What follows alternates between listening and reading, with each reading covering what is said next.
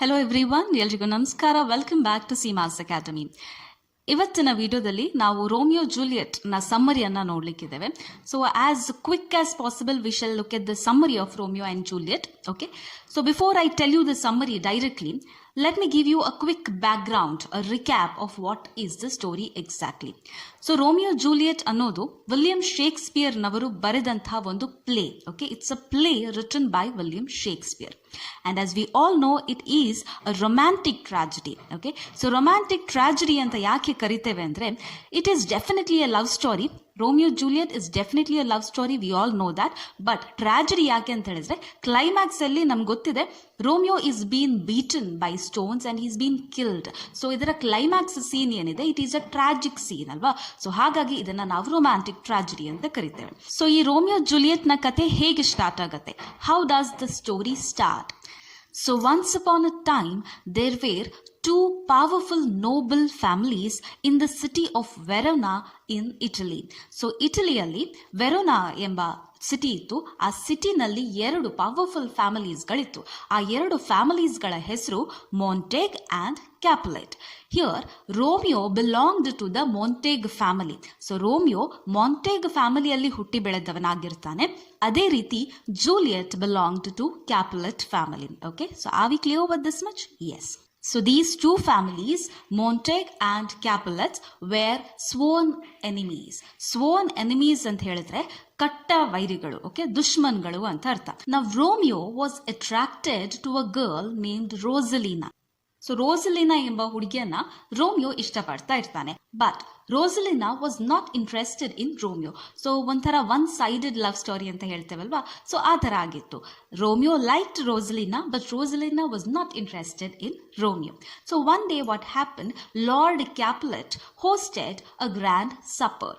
Lord Capulet ಯಾರು? Lord Capulet is the father of Juliet.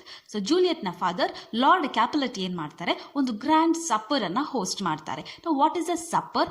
ರಾತ್ರಿಯ ಊಟ ಇದೆಯಲ್ವಾ, ಅದನ್ನ ನಾವು ಸಪ್ಪರ್ ಅಂತ ಇಂಗ್ಲಿಷ್ ನಲ್ಲಿ ಕರಿತೇವೆ. ಸೊ ಲಾರ್ಡ್ ಕ್ಯಾಪುಲೆಟ್ ಒಂದು ಗ್ರ್ಯಾಂಡ್ ಸಪ್ಪರ್ ಅನ್ನ ಹೋಸ್ಟ್ ಮಾಡ್ತಾರೆ. And as we know, Capulets and Montagues were sworn enemies. That is why Romeo did not get any invitation to attend that grand supper. So Montague ಮತ್ತು Capulets familiesಗಳು ವೈರಿಗಳಾಗಿದ್ದರಿಂದ ರೋಮಿಯೋಗೆ ಆ grand supper ಅನ್ನ attend ಮಾಡುವಂತ ಯಾವುದೇ invitation receive ಆಗಿರಲಿಲ್ಲ. But Romeo attends that grand supper in disguise to see ರೋಸಲಿನಾ. So ರೋಸಲಿನಾನನ್ನ ನೋಡಲಿಕ್ಕೆ ಬೇಕಾಗಿ ಅವನು ಆ ಗ್ರ್ಯಾಂಡ್ ಸಪ್ಪರ್ ಅನ್ನ ಅಟೆಂಡ್ ಮಾಡ್ತಾನೆ.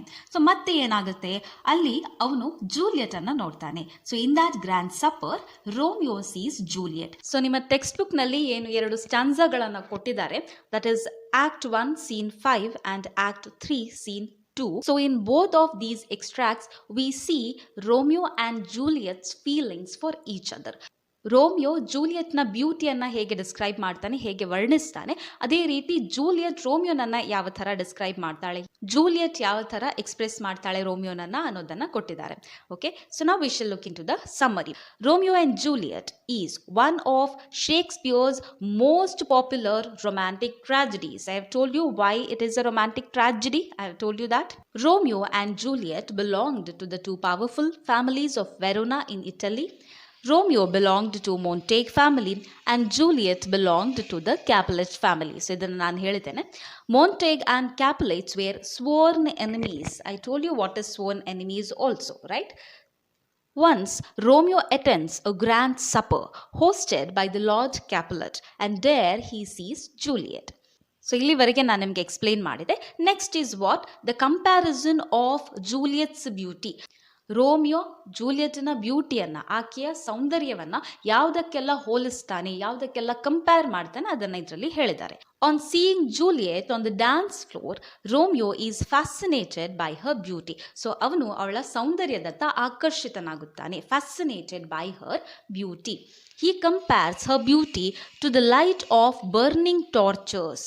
Light of burning torches. ಒಂದು ಸಮಯದಲ್ಲಿ ಎಲೆಕ್ಟ್ರಿಸಿಟಿ ಅನ್ನೋದು ಇನ್ವೆಂಟ್ ಆಗಿರಲಿಲ್ಲ. There was no electricity.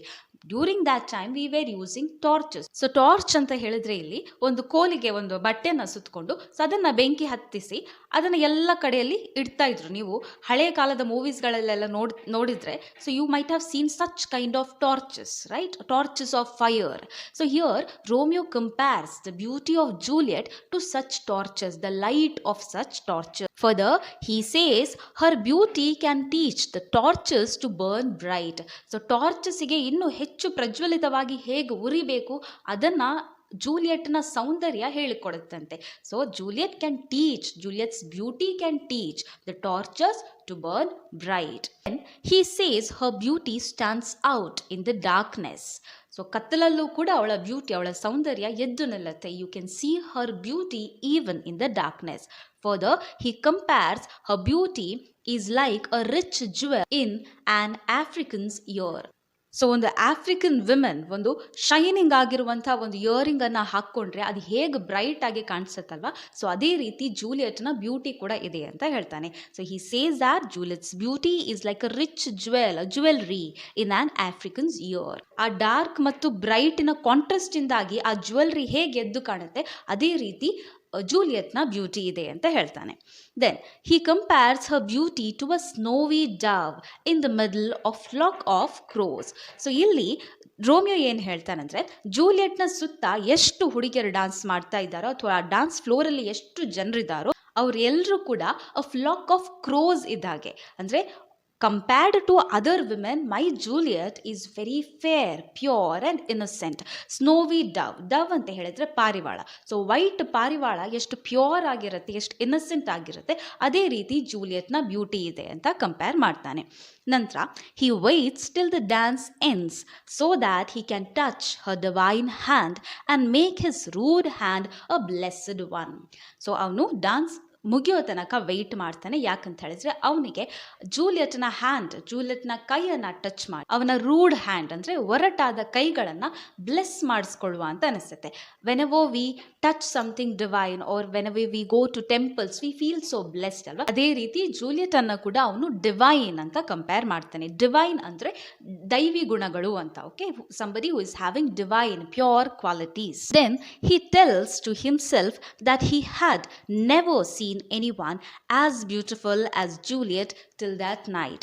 So ಇಲ್ಲಿವರೆಗೆ ಈ ರಾತ್ರಿಯವರೆಗೂ ನಾನು ಜೂಲಿಯಟ್ನಂಥ ಒಂದು ಸುಂದರವಾದ ಹೆಣ್ಣನ್ನು ನಾನು ಈವರೆಗೂ ಕಾಣಲಿಲ್ಲ. I have not seen till now, till this night, somebody as beautiful as Juliet ಅಂತ ಹೇಳ್ತಾನೆ. So in this paragraph, Romeo clearly describes his feelings towards the beauty of Juliet. Okay, next paragraph ಅಲ್ಲಿ ಏನಿದೆ, that is act 3 scene 2 ಅಲ್ಲಿ ಏನು ಹೇಳ್ತಾರೆ. So normally in the play what we see is that, ಡ್ರಾಮಾದಲ್ಲಿ ನಾವು ನೋಡೋ ಹಾಗೆ ಈ ಡಾನ್ಸ್ ಸೀನ್ ಏನಿರುತ್ತೆ, ಗ್ರ್ಯಾಂಡ್ ಸಪರ್ನ ಸೀನ್ ಏನಿರುತ್ತೆ, ಅದಾದ ನಂತರ ರೋಮಿಯೋ ಜೂಲಿಯಟ್ ಮೀಟ್ ಆಗ್ತಾರೆ and then they decide to marry secretly. So secret ಆಗಿ ಮದುವೆ ಆಗ್ತಾರೆ. ಯಾಕಂತ ಹೇಳಿದ್ರೆ ಅವರ ಫ್ಯಾಮಿಲೀಸ್ ಎನಿಮೀಸ್ಗಳಾಗಿದ್ದರಿಂದ they secretly get married and then they depart to their own homes. ಅವರವರ ಫ್ಯಾಮಿಲೀಸ್ಗೆ ಅವರು ತೆರಳುತ್ತಾರೆ.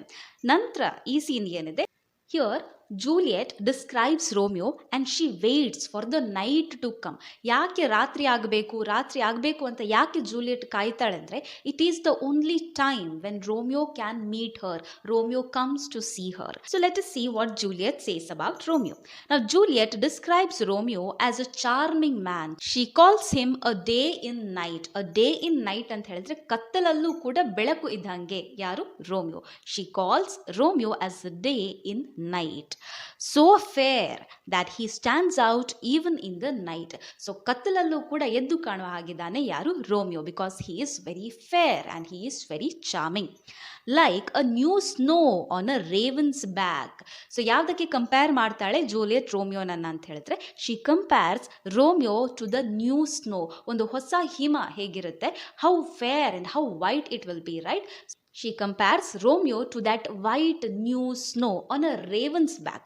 Raven's back. Raven andre it is a black bird, just like a crow. It is a black bird. So a black bird na mele white snow anna itre hege kaanutto, a white snow hege kaanutto, so a white snow ge Romeo nanna compare ಮಾಡ್ತಾಳೆ. Okay, then she insists on the night to come ಕತ್ಲು ಬೇಗ ಬರಲಿ ಅಂತ insist ಮಾಡ್ತಾಳೆ. Insist ಅಂದರೆ request ಮಾಡ್ತಾಳೆ.